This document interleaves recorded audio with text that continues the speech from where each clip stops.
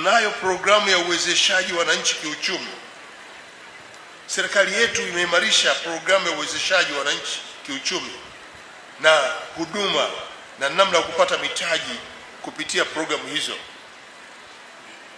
Programu ya uwezeshaji wananchi kiuchumi iko ofisi ya Waziri Mkuu, na yenyewe ndio inaongoza mifuko ya utoaji mikopo kwa gharama nafuu, tukianza na mfuko wa halmashauri ambao pia vijana ni sehemu ya wadau, walemavu ni sehemu ya wadau, na wanawake ni sehemu ya wadau.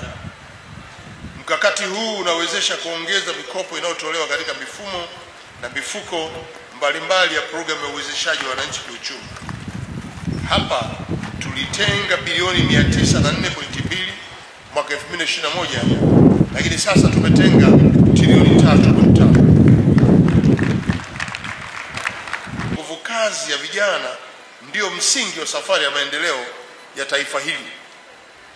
Vijana wakipewa nafasi na wakiandaliwa vizuri, wanaweza kuwa nguzo kuu katika utekelezaji wa kila mipango tunayojiwekea ya ndani ya nchi.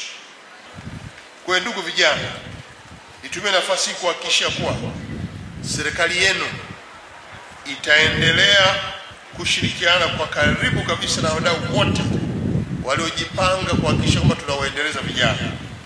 Lakini tutaendelea kuungana na sekta binafsi ambazo huwa zinaajiri vijana, asasi za kiraia, lakini tutaendelea kuwaunga mkono viongozi wa dini na viongozi wa mila kwa namna ambavyo mnatoa miongozo na maelekezo kwa vijana wetu.